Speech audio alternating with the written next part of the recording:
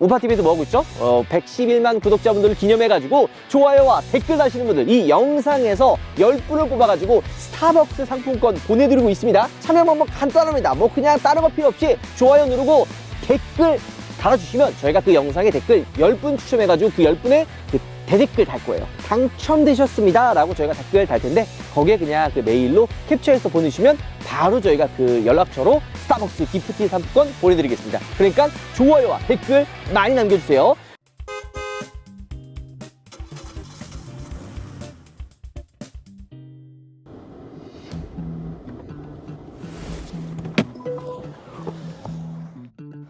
여러분들 차를 살 때마다 하는 고민이 한 가지 있습니다. 바로 뭘까요? 가격이에요. 아무리 차가 좋아도 비싸다고 느껴지면 구매하기 좀 조심스럽죠.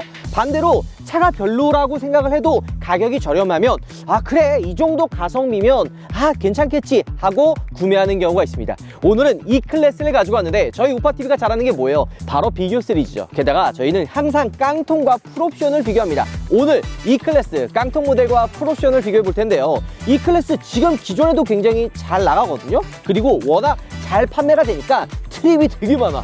막 E200, E300, 그리고 E450, 그리고 디젤까지 해서 E220까지 굉장히 많지만 오늘은 E200 기본 모델과 E450 풀옵션 모델을 한번 비교해 보도록 하겠습니다. 옆에 지금 E450 가져갔거든요. 자 일단은 이 두 대 놓고 보면은 어떤 생각이 들어요? 야 과연 이 두 대 똑같은 E클래스인데 차이가 많이 날까? 이런 생각이 들죠. 그리고 또 한 가지는 야 E클래스 E450 저번에 네가 리뷰했던 거 보니까 차 좋은 거 알겠는데 이거 얼마예요? 1억 2,400만 원이란 말이야. 가격이 좀 무시무시합니다. 반대로 E200 기본 깡통이에요. 말 그대로 깡통 모델인데 이 깡통 모델은 과연 어떤 상품성을 가지고 있고 무엇보다 이 차량의 가격은 7,390만 원이에요. 대략 한 5천만 원 정도 차이가 나는데 어떤 부분이 차이 나는지 오늘 한번 딥하게 알아보도록 하겠습니다. 자, 근데 이 두 대를 비교할 때는 알아둬야 될 게 있어요. E200과 E450은 아예 다른 영역이긴 합니다. E450은 말 그대로 진짜 돈이 좀 있는 사람들이 타는 차예요. 물론 뭐 E클래스, E200도 7,300만 원이 절대 저렴한 금액은 아니지만 바라보는 시선이 달라요. 저희가 항상 우리 우파TV가 잘하는 게 뭐예요? 차를 구매할 때 이 차를 사는 분들 입장에서 이야기를 해야 된다 그랬잖아요. 내 주관적인 이야기를 어느 정도 하겠지만 이 차를 사는 사람들 입장에서 이야기를 해야 공감이 가지 않을까 생각이 듭니다. 자, 이 200 어떤 부분이 다를까요? 일단 첫 번째로 얘는 아방가르드고 이 450은 익스클루시브예요. 제가 항상 많이 얘기했잖아요. 아방가르드와 익스클루시브 어떤 차이가 있을까요? 일단 그릴 디자인이 달라요. 아방가르드 같은 경우에는 벤츠 로고가 그냥 이따만한 게 들어가가지고 저희 어머니가 E클래스 이렇게 똑같이 봤는데 쟤는 없어 보이게 벤츠마크 튜닝을 저렇게 이렇게 좀 촌스럽게 했냐? 이 얘기를 진짜 딱 하시더라고요. 그래서 내가 왜 그런가 하고 봤더니만 요 벤츠 로고가 정말 크고 그릴에 스타 로고가 그냥 덕지덕지 들어가 있잖아요. 그러니까 이게 나이가 좀 있는 연세가 있는 분들 입장에서는 약간 너무 과하냐 촌스럽다라는 이야기를 하는 거죠. 실제로 이 아방가르드는 연령대가 조금 젊은 분들이 아방가르드 트림을 좋아해요. AMG 라인이 아방가르드의 이 벤츠 로고를 많이 채택을 해서 그릴이 들어가는 거죠. 반대로 익스클루시브는 어때요? 실제 구매하는 분들 연령대가 좀 있는 분들이 많이 삽니다. S클래스도 어떻죠? 좀 보면은 이렇게 엠블럼 로고가 이 그릴에 있는 게 아니라 요 보닛 위에 달려 있고요. 그릴 디자인도 사뭇 다르게 들어갑니다. 근데 이게 왜 여기 위로 올라가 있을까요? 이거 간단합니다. 보통 이런 엠블럼이 위에 올라가 있는 차들은 지금은 초음파 센서라든지 카메라가 달려 있어가지고 전방 시야가 되게 좋아. 앞이 잘 보인단 말이야. 근데 옛날 차들 이 센서 없는 차들 수두룩 빽빽입니다. 좋은 차들도 많이 없었어요. 카메라는 고사하고 이 초음파 센서도 없었는데 내 차의 거리 어떻게 할 거야? 잘 안 보여. 그러면 운전석에 앉아가지고 이 보닛의 엠블럼이 위에 올라와 있으면 아, 내 차의 앞이 저 정도에 있구나라는 거를 알 수가 있었습니다. 그래서 옛날에 고급차들, 긴 차들일수록 이게 보닛 위에 엠블럼이 있었죠. 근데 이게 플래그십의 아이덴티티처럼 좀 약간 고급차다 그러면 엠블럼이 위에 올라가게 대부분 다 들어가 있어요. 에쿠스도 처음 나왔을 때 위로 올렸고 뭐 제규어 뭐 이런 애들도 다 엠블럼을 저렇게 위로 올렸었죠. 근데 옛날과 차이점이 뭔지 알아요? 옛날에는 이 그 엠블럼의 그 강성이 되게 셌어요. 그러니까 아예 그냥 고정돼가지고 뭐 친다든지 만져도 막 부러지거나 그러지 않았거든요. 요즘에는 이 강도가 많이 약해졌어요. 그 왜 그러냐면 탑승자의 안전도 중요하지만 보행자의 안전도 중요합니다. 그러니까 옛날 보면은 막 범퍼에 막 이만한 가드 같은 거 막 달려있고 범퍼도 진짜 말 그대로 차를 보호해주는 역할로 굉장히 딱딱한 소재로 막 되어 있었거든요. 근데 지금은 보행자의 안전도 신경 써야 되다 보니까 이 보닛이 보행자의 그 충격 흡수해주는, 그러니까 부딪혔을 때 이 보닛 위로 올라가면 쉽게 찌그러집니다. 그러니까 충격 흡수를 하기 위해서 보닛도 바뀌었고, 그 다음에 엠블럼도 이게 만약에 그냥 곧게 세워져 있으면 흉기잖아요. 흉기니까 이게 잘 부러지게 만들어 놨습니다. 이거 어떻게 잘 알아? 제가 부러뜨려 먹어봤거든. 이거 빠질 것 같아요. 자, 그러면 이 그릴만 다르냐? 사실 그렇진 않아요. 그릴 위에 요거 이제 발광 라디에이터 그릴이라 해가지고 BMW 보면 아이코닉 글로우 알잖아요. 그 라디에이터 그릴에 이제 불빛 나오는 거. 그거랑 똑같이 벤츠도 이런 식으로 발광 라디에이터 그릴이 나옵니다. 그러니까 BMW를 약간 좀 참고해서, 야, 저거 반응 좋네? 우리 BMW랑 똑같이 벤츠도 한번 넣어보자 해서 이 클래스도 발광 라디에이터 그릴이 들어가고요. 또 한 가지는 헤드램프가 달라요. 지금 DRL이 비슷해 보이지만 약간은 차이가 있습니다. 일단은 프로젝션 타입, MFR 방식 이런 식으로 달라지고, 물론 이 디지털 라이터나 뭐 아니면은 뭐 그냥 일반 하이 퍼포먼스 헤드램프, 그냥 좀 알아듣기 쉽게 프로젝션이랑 뭐 MFR이라고 좀 얘기 한번 해보죠. 근데 이게 뭐가 가장 차이가 나냐면요, 전조등이 없는 어두운 곳에서 멀리까지 그 빛을 고르게 분산을 해줘요. 그러니까 딱 헤드램프만 있어도 주행하는데 크게 문제가 없는 구수준이고, MFR은 그거에 반해서 조금 약간 밝기가 좀 어둡긴 합니다. 근데 이게 알아두셔야 되는 게, 여러분들 주행하다가 내게 프로젝션이고 내게 MFR이라서 운전하다가 밖에 좀 잘 안 보여 라고 생각하시는 분들 많아요?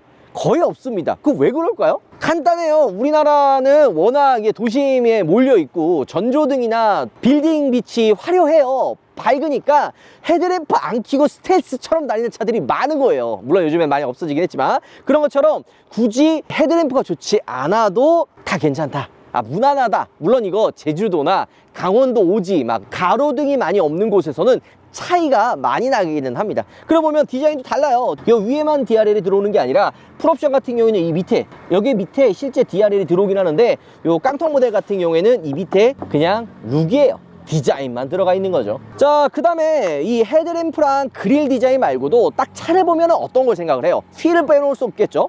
딱 휠을 보면 뭐 그냥 사이즈가 얘는 18인치고 쟤는 뭐 19인치고 뭐 그 차이만 있는 거 아니야 할 수 있는데요, 진짜 정작 중요한 거, 차를 잘 알고 차를 좋아하는 분들은 이것까지 신경 씁니다. 바로 타이어예요. 지금 18인치 휠, 그러면은 그냥 뭐 휠이 좀 작다 할 수 있지만, 얘는 평평비가 55예요. 55, 225, 55, 18인치. 게다가 타이어도 지금 컨티넨탈 타이어가 들어가 있죠. 반대로 풀옵션 모델 같은 경우 20인치, 19인치도 아니고 무려 20인치 휠이 들어가고, 마차 휠처럼 디자인도 굉장히 커지죠. 우리가 눈여겨봐야 되는 건 휠 디자인만이 아닙니다.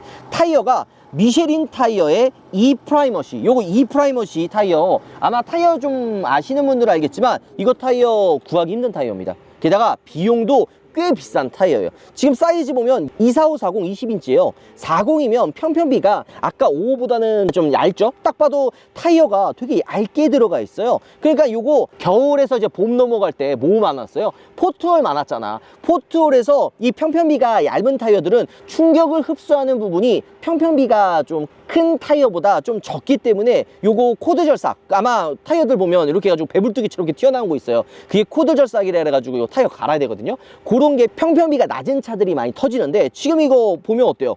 평평비가 낮잖아요. 그래서 요거 지금 일반 타이어 가게 가도 요 타이어 못 구하거든요. 게다가 미쉐린 E-프라이머시 요거요, 아직 국내 정식 런칭도 안 했습니다. 그러니까 구할 수도 없는 타이어예요. 타이어 자체도 지금 이 컨티넨탈도 굉장히 좋은 타이어긴 좋은 타이어거든요. 근데 얘가 만약에 아반떼라면 얘는 약간 그랜저, 그리고 저소음 타이어예요. 노면에서 올라오는 소음이나 이런 것들도 잡아주는 이 프라이머시 저소음 타이어가 들어가는 거죠. 타이어 가격만 해도 몇 배 이상 차이가 나고요. 또 이 클래스 뭐예요? 후륜구동 기반 차잖아요. 후륜구동 기반이다 보니까 이 뒤에는요 27535 20인치입니다. 평평비가 더 얇아요.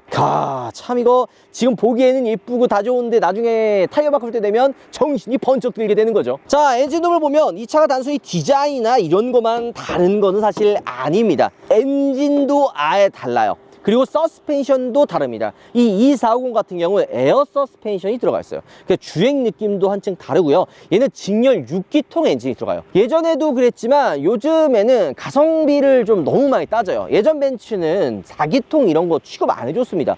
최소 6기통, 야 럭셔리는 무조건 8기통. 그러니까 E클래스 6기통, S클래스 8기통, 약간 이런 좀 고정관념이 있었거든요. 근데 지금은 뭐 E클래스 뭐 대중적인 차, 2450 대중적인 차는 아니잖아요. 그러니까 6기통 선택 잘 안 하고 누가 봐도 7,390만 원짜리인 직렬 4기통이 들어가게 되는 거죠. 그러니까 지금 7,390만 원이란 가격에 저 역시도 만약에 차를 산다 그러면 고민을 할 것 같기는 해요. 6기통 좋기는 하지만 현실적으로 차 살 때 가격을 무시할 수는 없잖아요. 그러다 보니까 현실적인 대안으로 4기통을 선택할 수도 있겠다라는 생각이 들긴 하는 거죠. 자, 근데 이게 이전에 얘가 지금 214거든요. W214 코드명인데 211이나 212 때까지는 뭐 2300도 사실은 저기 6기통 들어갔어요. 지금은 이제 막 가성비 생각한다고 214는 2300도 4기통이 들어갑니다. 그래서 약간 좀 벤츠 좋아하는 분들은 213 때부터 또 그런 얘기 있었거든요. 2300인데 왜 디젤 소리가 나냐? 얘 지금 직렬 4기통 가솔린이에요.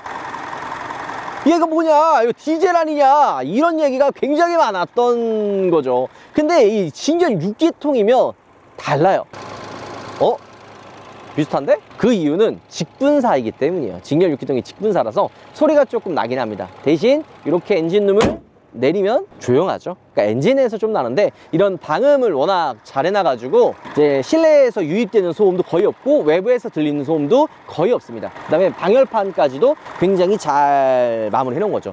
그러면 단순히 4기통, 6기통만 차이가 나느냐? 그건 아니에요. 마력도 차이가 납니다. 이 200 같은 경우에는 204마력이고요. 이 450 같은 경우에는 381마력이에요. 177마력 정도가 차이가 나죠. 토크도 물론 차이가 나지만 출력의 힘은요, 어디서 많이 차이가 나느냐? 이거 주행 때 좀 더 디테일하게 설명해 드리겠지만 고속 주행 때 차이 많이 납니다. 저속에서도 차이가 나기는 해요. 이 177마력이 절대 작은 수치는 아니니까. 근데 고속 아니면 저속에서는 어느 정도 그래도 비딩비딩 하거든요. 짧은 구간에서 달리다 보니까 비슷비슷한데 고속에선 넘사벽이에요. 넘사벽. 그리고 연비도 이 200이 한 리터당 2km는 더 좋아요. 얘가 복합이 12.4 나오고 2450이 10.5 정도 나오거든요. 그 이유는 엔진도 크고 에어서스나 이런 부품들이 더 많이 들어가기 때문에 150kg 정도가 더 무거운 거죠. 그러니까 출력도 세고 엔진도 큰데 무게가 많이 나오면 뭐다? 연비가 좀 떨어질 수밖에 없는 거다.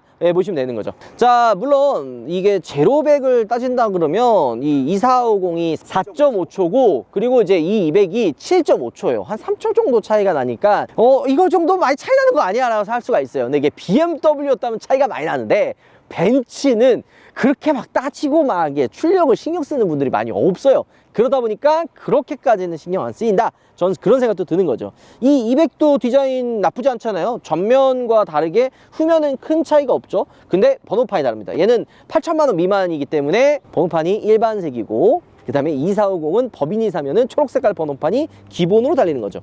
그 외적으로 뭔가 디자인이 다르다 하고 한번 보면요, 다른 거 없습니다. 거의 후면은 비슷하다고 보시면 돼요. 그래서 아마 벤츠나 BM 출고하시는 분들이 가장 많이 하는 게 뭐냐면 딜러분들한테 요청을 해요. 요거 엠블럼 튜닝 이거 좀 바꿔달라. 얼마 안 하거든요. 그래서 딜러분들이 이제 출고 선물로 요거 떼고 엠블럼 이제 2200이면 2450, 뭐 2200이면 보통 이제 200이 이제 2300 많이 바꾸고 하거든요. S클래스도 S350 디젤이 S400D 이렇게 바꾸는 것처럼 엠블럼 튜닝을 많이 하긴 합니다. 근데 그 외로 트렁크 공간은 거의 차이 없어요. 지금 보면 어때요? 그물망이라든지 이런 수납함, 이게 밑에 수납함도 보면은요 똑같아요. 6대4 폴딩 전동 트렁크, 이런 소재, 보통 이런 소재도 여기 지금 플라스틱인데 상위 모델 같은 경우에다 이제 크롬이나 이렇게 도금 다 들어가거든요. 근데 지금 2450이나 2200이 너무 똑같네요. 이 안에는 좀 이렇게 차이를 좀 주면 어땠을까 하는 생각이 듭니다. 어쨌든 5천만 원 차이가 나는데 엔진이나 앞에는 누가 봐도 차이점을 줬거든요. 근데 후면과 트렁크 공간은 이 200이나 2450이나 완전 똑같아서 차이가 없습니다. 자, 그리고 요거 저희가 S클래스 처음 리뷰할 때 누구도 지적하지 않았던, 저희가 지적했던 거 있잖아요. 이 트렁크 너무 닥치는 게 투박스럽다 이랬는데 이번에 E클래스 풀체인지는요 조금 부드러워졌습니다. 이것도 다 개선이 된 거예요. 그럼 240 부드러워졌으니까 200은 안 부드러워진 거 아니야 할 수 있는데, 그럼 과연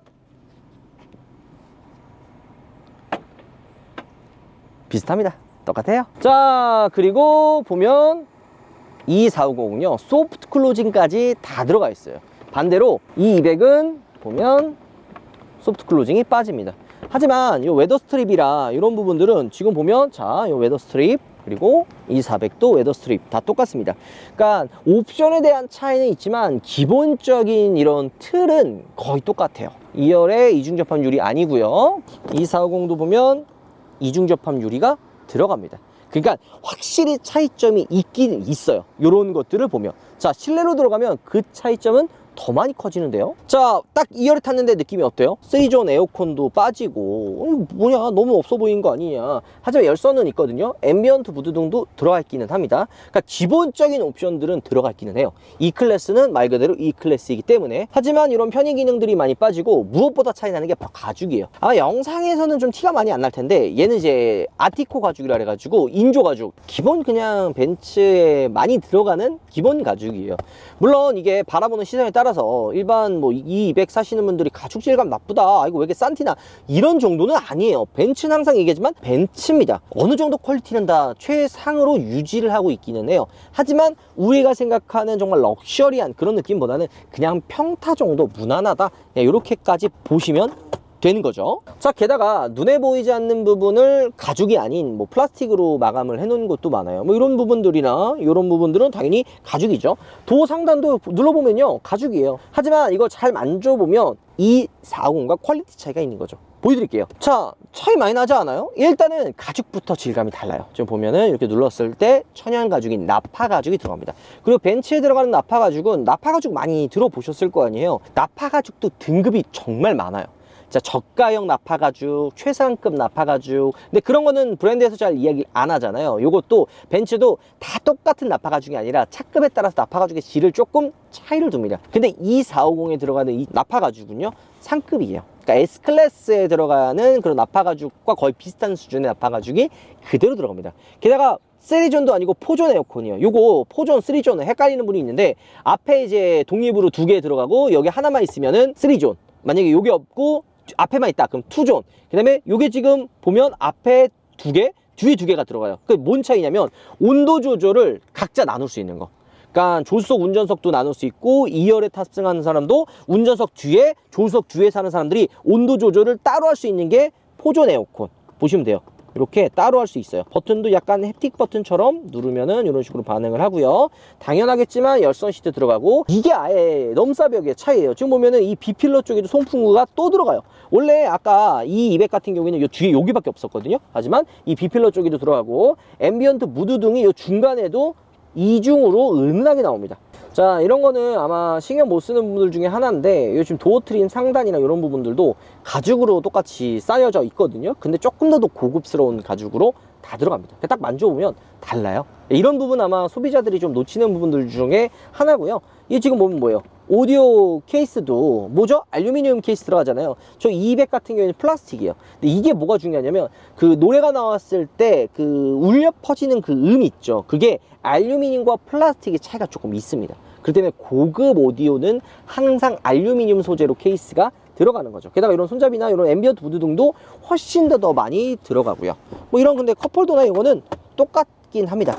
자, 파노라마 선루프 같은 경우에는 E200이나 뭐 E300, E450 다 기본으로 들어가고요. 차이점이 있다면 요 A필러, B필러 요 부분이 블랙 헤드라이닝으로 들어갑니다. 이 블랙 헤드라이닝이라 그러면 어려우면 그냥 간단하게 기본 같은 경우는 뭐 베이지 색깔 좀 밝은 톤의 이 패브릭 재질로 들어가고, 보통 벤츠 BM이 1억에서 한 2억 초반까지는 요게 이제 블랙 헤드라이닝으로 들어가요. 근데 2억이 넘는다? 요거 이제 가죽이나 알칸트라로 들어가는 거죠. 그렇게 등급을 나눠놔요. 1억 미만 베이지 컬러, 베이지 컬러에 약간 좀 밝은 색의 그런 헤드라이닝이 들어간다, 이렇게 보시면 되는 거죠. 일단은 이 200 같은 경우 트림이 다르다라고 얘기했잖아요. 소재라든지 이런 것들이 차이가 있는데, 딱 한눈에 봤을 때는 그냥 거의 비슷해 보이네 할 수가 있어요. 하지만 이전에 비해서 많이 좋아진 것도 있습니다. 213 때는요, 이 우드 트림 있잖아요. 이 우드 트림이 되게 좀 없어 보였어요. 그냥 기존의 플라스틱에다가 우드 막 약간 필름이 입히는 정도 수준으로 되게 낮았는데, 지금 보면은 블랙 오픈포 애쉬 우드 트림이에요. 딱 보면은 우드가 실제 우드예요. 우드면서도 블랙으로 포인트가 들어가니까 기본 모델인데도 불구하고 막 이렇게 엄청 저렴하다, 옛날처럼 그런 저렴하다는 느낌은 많이 없는 거죠. 게다가 이 중앙에 있는 커다란 디스플레이를 통해서 웬만한 옵션들 다 들어가 있어요. 뭐 안드로이드 오토, 애플 카플레이 같은, 그 다음에 추후에 이제 OTT 서비스까지 뭐 지원해 준다고 하긴 하는데, 유튜브 이런 식으로 다 지원이 되긴 하거든요. 그러니까 많이 사용하는 옵션들은 다 기본으로 들어갑니다. 여기 이제 편의 기능들 하면은 뭐 통풍 시트, 열선 시트, 운전석, 조수석 다 기본으로 들어가고요. 메모리 시트 역시도 기본으로 들어갑니다. 그 다음에 전동 스티어링 휠 있죠, 요거 기본으로 들어가요. 하지만 여기서 좀 더 내가 만약에 욕심을 낸다, 헤드업 디스플레이 없습니다. 게다가 이 대시보드 보면 가죽의 질감 굉장히 좀 좋은데? 나파 가죽 아니야 할 수 있지만 이 대시보드는 나파 가죽 룩이에요. 저는 이 나파 가죽 룩이 있는 거 처음 알았습니다. 그러니까 나파 가죽처럼 보이게끔 만들었다, 그런 거고. 하지만 이렇게 손에 잡는 뭐 스티어링 휠이라든지 뭐 이런 부분들은 굉장히 고급스럽게 마감이 되어 있어요. 그러니까 딱 탔을 때 기본 모델이라는 느낌이 많이 안 드는 거죠. 그러니까 이 200이나 2300 사시는 분들이 막 딱 탔을 때 막 부족하다라는 느낌이 많이 안 드는 이유가 가장 많이 사용하고 이런 것들은 기본으로 많이 넣어줍니다. 안전은 벤츠가 타입을 보지 않아요. 그러니까 그냥 다 기본적으로 들어가 있는 거죠. 그 다음에 자율주행 시스템이라든지 이런 크루즈 컨트롤 이런 것들도 다 기본 적용이고 말이죠. 보면은요, 이렇게 위쪽 이런 도어 트림도 앰비언트가 나와요. 하지만 액티브 앰비언트 같은 경우에는 컬러를 바꿀 수가 있어요. 그러니까 두 개로 멀티 컬러가 된다는 거죠. 자, 그 다음에 이게 아마 요즘에는 좀 그래도 선택하는 분들이 많이 늘었는데 옛날에는 오디오 옵션들 많이 선택 안 했거든요. 그리고 기본적으로 독일 차들이 순정 오디오가 나쁘진 않았어요. 근데 지금 가격을 올릴 수는 없고 그렇다고 내리자니 다른 옵션들 막 너무 눈에 튀게 나는 거 빼면은 좀 안 되잖아요. 우리나라 소비자들이 오디오 신경 안 쓰는 분들도 생각보다 은근히 많습니다. 그러니까 눈에 보이는 옵션을 좀 빼면 뭐 가죽 같은 거 막 인조 가죽 뭐 빼가지고 뭐 그 뭐야 직무 시트 같은 거 넣으면은 누가 봐도 티나잖아요. 프리미엄인데. 이런 거는 못 빼고 이런 오디오 있죠. 오디오를 조금 아쉬운 걸 넣어줬습니다. 예전에 비해서 제가 페이스리프트 풀체인지 되면서 독일 차들 많이 보잖아요. 그럼 항상 느끼는 게 오디오가 점점 떨어져요. 지금 얘 스피커가 7개밖에 없습니다. 게다가 출력도 125W 밖에 안 돼요. 그러니까 이게 말도 안 되는 수치라고 저는 생각이 들거든요. 그러니까 이런 것들이 노래를 딱 들었을 때 뭔가 먹먹하네? 이거 뭐야? 약간 이런 느낌이 드는 거죠. 근데 이거는 벤츠뿐만이 아니라 BMW도 똑같아요. BMW 심지어 그 옵션을 추가한 오디오도 9덱입니다. 좀 아쉬워요. 근데 이 오디오에 대한 옵션을 소비자분들이 그렇게 많이 신경을 안 씁니다. 그냥 이 정도면 괜찮겠지라고 생각을 하고 타입을 보니까 그동안 이렇게 이슈가 안 됐지만 오디오를 좀 좋아하는 분들 입장에서는 야, 갈수록 오디오가 왜 이 모양이냐 라고 생각할 수도 있고요. 반대로 많이 쓰는 이런 서라운드 같은 거 있죠. 요거 기본으로 넣어줍니다. 이런 식으로. 게다가 카메라 화질도 굉장히 좋은 카메라로 들어가기 때문에 딱 보면 어때요? 화질 굉장히 좋죠. 이 카메라 화질도 다 똑같은 서라운드가 아니에요. 정말 상위의 카메라가 있고 낮은 등급의 카메라가 있는데 벤츠는 항상 상위 등급의 카메라를 넣어줍니다. 그러니까 밤에 보거나 낮에 보거나 뭐 비가 오거나 어두운 곳에서 카메라를 켜도 평타 이상 무난한 수준의 카메라 화질을 보여줍니다. 자, 그러면 이 기본 모델이 안 좋냐? 사실 저는 솔직히 그렇게 생각 안 합니다. 제가 만약에 차를 산다 그래도 7,390만원짜리 이 200이나 아니면 조금 더 주고 8천만원대 2300 선택할 것 같아요. 그 이유는 가격, 그 다음에 이 4기통과 얘가 코일 스프링이거든요. 일반적인 우리가 알고 있는 서스펜션이 들어가 있어요. 근데 이 조합이 생각보다 나쁘지 않습니다. 그러니까 원가 절감이 들어간다면 소비자분들이나 막연히 그냥 다 욕하잖아요. 이거 나쁘다 뭐다 했는데 기존 대비 비슷한 수준으로 했는데 가격을 낮춘다 라면은 굳이 욕할 거는 아니거든요. 왜냐면 이 차를 만드는데 인건비 들어가죠, 원자재가 들어가죠, 기술 개발 들어가고 막 이러다 보면은 가격이 올라갈 수밖에 없어요. 가격이 올라가면 항상 뭐라 그랬죠? 이게 경쟁력이 떨어져. 그러면 이 비싼 가격의 걸 다 집어넣고서는 가격 올릴 바에는 차라리 티가 나지 않는 수준으로 원가 절감을 하고 기존 213, 뭐 212 정도 수준에 비슷하게끔 상품 구성과 주행감을 보여준다면 되지 않을까 해서 원가 절감이 들어간 거죠. 그리고 이 원가 절감도 진짜 냉정하게 얘기하면요, 잘하는 브랜드나 원가 절감하지 못하는 브랜드나 기술력 없는 브랜드는 이 원가 절감 시도를 못합니다. 왜냐하면 티가 너무 많이 나고 너무 구려지니까. 그리고 이 4기통의 엔진 느낌도요, 그냥 좀 눈 감고 보면 물론 소음이나 진동이 들어오기는 해요. 솔직히 진짜 들어옵니다. 근데 현실적으로 우리가 이 차를 사는 분들이 부드러운 엔진 회전 질감, 엄청난 조용한 정숙성 막 이런 걸 원하는 건 아니거든요. 그냥 적당히 평타 이상을 쳐주면 된다, 요건데 이 지금 이 200이요 기존의 213보다는 좋아졌어요. 그러니까 같은 등급을 얘기를 하는 거예요. 승차감도 나름 훌륭합니다. 그러니까 어떤 부분이냐면 특히나 이런 프리미엄 차들은 이런 방지턱을 넘거나 유출 지날 때 톡 튀지 않고 잡아주는 느낌, 그러니까 막 흔들리는 느낌 없이 그냥 나름 그래도 꼭 눌러준다, 이런 느낌을 되게 중요하게 생각하거든요. 근데 이 200이 기본 모델인데도 불구하고 이런 전체적인 주행 밸런스가 나름 훌륭한 편이에요. 뭐 출력적인 부분 답답하다 막 이런 얘기 했잖아요. 하지만 204마력 지금 도심에서 이렇게 멈췄다가 출발할 때 절대 부족하지 않습니다. 아마 이 많은 분들 리뷰 보면 이런 얘기 할 거예요. 야, 200마력 힘 부족해, 이거 답답한 거 아니야 할 수 있지만, 여러분들 반대로 실제 200이나 2, 300 오너분들 주행할 때 아, 힘 딸리다 라고 느낀 적 있나요? 물론 달리는 분들 같은 경우에는 그렇게 느끼는 분들도 있지만, 이 벤츠 E클래스 하는 분들 막 달리고 쏘는 분들 그렇게 많이 없습니다. 부드럽게 주행을 하는 분들이 많다 보니까 주행했을 때 특히 도심에서 힘이 부족하다라는 느낌이 들지도 않고, 애초에 벤츠도 이 고객 성향을 알아요. 알다 보니까 나름 부드럽게 세팅을 합니다. 그러니까 이 부드럽다는 거 뭐냐, 승차감이 부드럽다 이런 것들도 있지만, 이렇게 악셀 밟을 때 바로바로 나가는 게 아니라 약간 한 템포 느리게 이런 식으로 부드럽게 밀어줍니다. 이거 BMW는 완전 달라요. BMW는 악셀 밟으면 바로바로 나가게끔, 그러니까 스포티한 주행을 좋아하는 분들이 많이 타다 보니까 이런 세팅도 BMW 벤츠와 차이점을 두는 거죠. 그러니까 전체적인 측면에서 봤을 때는 승차감도 나름 이렇게 무난하게 잘 잡아주고, 실내로 유입되는 소음도 많이 없고, 게다가 이게 편편비가 좀 그 큰 타이어가 들어가잖아요. 18인치가 또 들어가고, 그러니까 노면에서 올라오는 충격들도 이 타이어와 휠에서 어느 정도 걸러줍니다. 그러니까 저소음 타이어가 안 들어갔는데도 불구하고 나름 조용해요. 그러니까 이런 부분에 있어서 야, 2450 좋기는 한데 5천만 원이나 더 주고 내가 이걸 사야 되나? 이런 생각이 드니까 가성비가 좋은 이 200으로 많은 분들이 선택을 하는 거죠. 자, 뭐든지 항상 제가 이런 얘기를 하잖아요. 이 차를 사는 분들 입장에서 접근을 해야 된다. 이거 단점 잡으려고 그러면 되게 많습니다. 제가 자꾸 이제 댓글이 나는 거 보면 우팔 넌다 너무 좋은 얘기만 하는 거 아니냐, 네가 뭐 전문가처럼 얘기하냐 할 수 있지만, 전문가도 뭐 중요하고 뭐 많이 설명하고 중요하고 뭐 단점 잡는 것도 중요하지만, 여러분들 핵심적으로 이 차를 사는 분들에게 도움될 만한 얘기를 해줘야 될 거 아니에요. 그분들이 뭘 중점적으로 보냐, 뭘 신경 쓰냐, 이거를 봐야 되는데, 얘 단점 잡으려고 그러면 아, 그냥 내장재 싸구려다, 그 다음에 엔진으로 유입되는 소리가 생각보다 크다, 지금 들어오죠? 이런 것도 시끄럽다, 게다가 또 헤드업 디스플레이 왜 없냐, 이런 잡으려고 그러면 한두 가지 아니라 그냥 계속 잡을 수 있습니다. 하지만 다시 한번 얘기하지만, 이 차를 분들은 약간 영한 분들도 많이 사요. 그러니까 약간 주행 느낌도 좀 좋아하는 분들 많이 산단 말이에요. 그래서 이 엔진의 소음이 소음으로 느끼는 게 아니라 이거 사운드 어느 정도 괜찮네? 라고 느끼는 분들도 분명히 있을 수 있다는 거죠. 물론 안 좋게 생각하는 분들이나 그냥 너는 벤츠 좋아하니까 실드 쳐주는 거 아니야? 라고 말씀하시는 분들도 분명히 있을 거예요. 뭐 맞는 말입니다. 제가 뭐 벤츠 좋아하니까 어느 정도 실드를 쳐주는 거긴 한 거죠. 그러면 200보다 5천만 원이나 비싼 2450은 어떤 부분이 다를까요? 딱 보면 좀 뭔가 차이 나죠. 물론 뭐 멀티 컬러 요거 액티브 앰비언트 요거나 스피커 커버가 보면은 알루미늄 커버로 되어 있죠.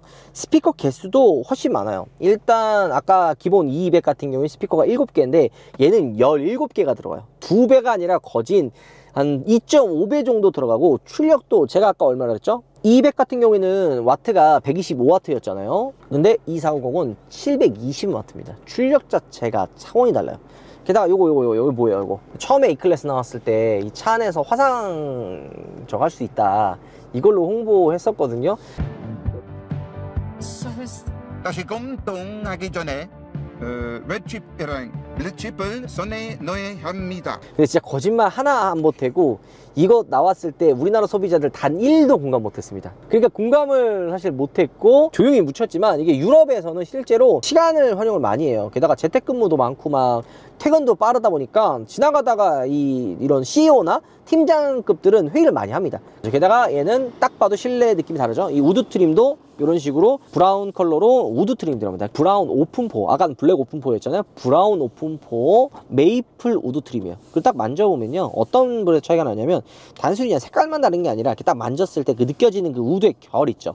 그런 것들도 약간 조금 더 좋아요. 좀 고급스럽고, 그리고 색깔도 이 차는 이 200보다 연령층이 좀 높은 분들이 많이 산단 말이에요. 그러니까 그분들의 취향에 맞게 세팅이 된 거죠. 그리고 하이퍼 스크린, 여기 보면 조수석에도 모니터가 하나 더 들어가잖아요. 디스플레이가 하나 더 들어가서 이 운전석 중간에 있는 중앙 디스플레이 말고 조수석에도 디스플레이를 통해서 이제 뭐 조수석에 있는 타는 사람들이 뭐 유튜브라든지 이런 것들을 볼 수가 있습니다. 예전에는 이거 모니터 들어가 봐야 활용도가 진짜 개똥이었어요. 뭐 쓸 때도 많이 없었는데, 이번에는 그래도 이 활용도가 이전에 비해서 MBUX가 좀 개선이 됐기 때문에 훨씬 더 활용적이죠. 근데 다시 한번 얘기하지만 없어도 된다, 있으면 좋지만 비싼 돈 주고 살 만한 가치는 있지는 않다. 5천만 원 더 줄 바에 그냥 태블릿 하나 사서 막으면은 100만 원 안조리를 끝낼 수 수 있다. 그리고 핸드폰 보면 되고 헤드업 디스플레이나 이런 것들도 다 들어가 있긴 하지만 굳이라는 얘기가 나오는 거죠. 자, 그 다음에 얘는 별거 아니긴 한데요, 요거 S클래스에 들어가 있는 거거든요. 요 3D 계기판. 그러면 요 계기판이 3D처럼 입체적으로 보여줘요. 요것도 이제 E200은 없는데 E450에만 들어갑니다. 리어 이거 뒷바퀴 조형 있죠, 요것도 기본으로 들어가요. 그러니까 S클래스 미니미 버전이에요.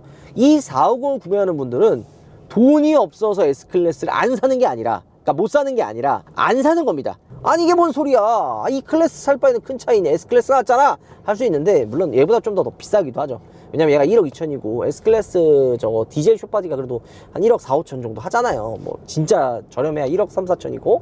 근데 왜 그러냐면 차가 큰 게 부담스러워서 그런 겁니다. 그러니까 나는 굳이 S클래스 정도 되는 큰 차 필요 없어, 너무 헤비해 하는 분들이 2450 넘어가는 거예요. 그러니까 진짜 2450 사는 사람들은, 돈이 있는 사람들, 물론 E200도 마찬가지지만 진짜 돈 있는 사람들이 2450을 선택하는 거죠. 게다가 에어서스가 들어가 있어서 우리나라 소비자분들은 뭐 에어서스라 했으면 막 엄청 막 드라마틱하게 달라지거나 이런 거를 생각을 해요. 근데 이거는 차가 좀 크고 무거운 차일수록 에어서스가 들어갔을 때 드라마틱하게 달라질 거라고 생각하는데, 이 에어서스가 들어가 있는 차와 아닌 차가 차이가 나려면 일단 그 차는 나름 무게가 나가야 되고요, 차가 커야 됩니다. 그런 차일수록 차이가 많이 나요. 근데 이 클래스 정도 되는 차는요, 에어서스가 들어가 있다 그래도 뭔가 드라마틱하게 이게 에어서스가 들어가서 승차감이 엄청 편해 라는 정도는 아니라는 거예요. 물론 들어가면은 이렇게 방지턱 넘었을 때 되게 부드럽게 넘어갑니다.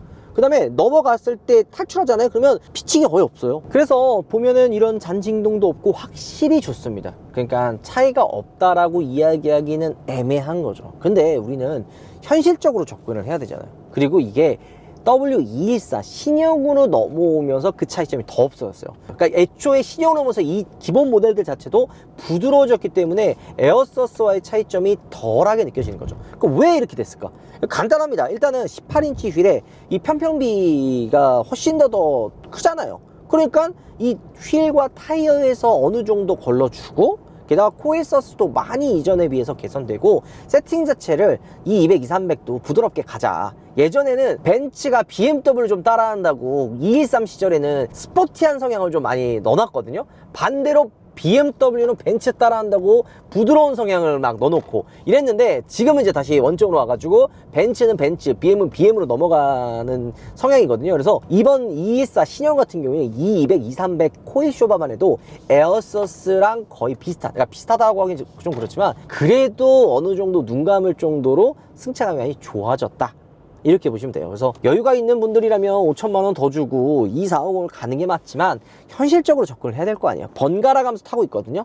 차이가 나기는 나나 일반 소비자분들이 5천만 원 더 주고 살 만큼에 대한 차이는 아니다 라는 게 저희 생각입니다. 이건 팩트입니다. 반바퀴 네 말이 다 맞긴 하지만. 자, 근데 다른 것도 있어요. 일단은 2450은 이 클래스랑, 그러니까 이 200, 2, 300과 세팅도 좀 달라요. 얘는 애초에 움직임 자체가 좀 묵직합니다. 아까 제가 이 200은 악셀 밟으면 엔진 사운드 소리가 좀 실내로 유입된다 그랬잖아요. 그러니까 RPM 좀만 밟으면은 바로 RPM 많이 올라가가지고 약간은 그 힘을 좀 쥐어짜는 듯한 RPM 이런 엔진 소음이 좀 실내로 많이 유입이 됐거든요. 근데 젊은 소비자분들 봤을 때는 그 사운드가 그렇게 나쁘게 안 느껴지는, 나름 그래도 좀 내가 달리고 있구나 라는 느낌을 받을 수 있게 해주는데, 이 2450은요 직렬 6기통이고 300마력이 넘어가잖아요. 그러니까 381마력이잖아요. 이 수치가 어디서 차이 나냐면 주행 질감이 차이가 납니다. 도심에서도 애초에 세팅 자체를 다르게 놨어요. 똑같이 9단 변속기가 들어가는데 이 300, 200 같은 경우에는 변속해가지고 그 변속하는 타이밍 자체를 좀 길게 가지고, 그러니까 RPM을 좀 많이 쓰게끔 세팅이 되어 있습니다. 이 얘기는 뭐냐면 엔진 자체가 4기통이고 힘이 그래도 200마력 대잖아요. 그러니까 좀 약간은 힘이 부족한 느낌을 안 들게 하려고 RPM을 많이 써요. RPM만 쓰면 엔진이 많이 돌아가니까 소음이 당연히 실내로 유입이 될 거고, 그 다음에 이 딱 달렸을 때 이 힘 받는 악셀을 밟았을 때 이 느낌도 탄력적으로 탕탕탕탕 튀어나가는, RPM을 많이 쓰니까 그런 느낌을 운전자가 받을 수밖에 없죠. 반대로 직렬 6기통인 이 2450은 어때요? 381마력이고 게다가 엔진도 6기통이고 힘이 여유가 있으니까 지금 변속하는 거 봐요. 변속을 하면 2000rpm을 넘기지 않는 선에서 대부분 다 변속됩니다. 그러니까 되게 부드럽고 힘있게, 그러니까 묵직하게 밀어주는 거죠. 이게 플래그십 모델의 세팅이거든요. S클래스가 실제 이렇게 해요. 근데 2450은 이 클래스인데도 불구하고 이런 플래그십 세팅을 해놓은 거죠. 게다가 에어서스 들어가겠다. 그러니까 힘도 좋죠. 승차가 부드럽게 할 수 있죠 하니까 애초에 변속하는 그 타이밍도 2000rpm을 안 넘어가는 수준으로 다 빠르게 변속을 해요. 그러니까 RPM이 안 올라가니까 실내에서 조용하고 부드럽게 변속을 하니까 나가는 힘도 묵직하게 느껴지고, 그러니까 아예 다른 주행 질감을 가지고 있는 거죠. 그래서 예전에 진짜 저는 그 W212 시절이나 아니면 211 때가 너무 이제 공감이 되는 게, 우리가 기존에 아는 그런 묵직하고 부드러운 벤츠는 240을 가야 돼요. 그러니까 솔직하게 똑같이 단대로 얘기하면, 그러니까 벤츠는 S클래스다 라는 이야기를 하는 게, 이 세팅 느낌이랑 주행 질감 자체가 완전히 달라요. 이게 너무 매력적이고 좋기는 한데, 이거를 1억 2,300만원 주고 살 만한 정도의 차이냐라고 물어본다면 그렇지는 않아요. 2300, 2200도 정말 많이 좋아졌습니다. 직접 타보면 그 차이점을 느껴요. 원가 절감 한 건 있죠.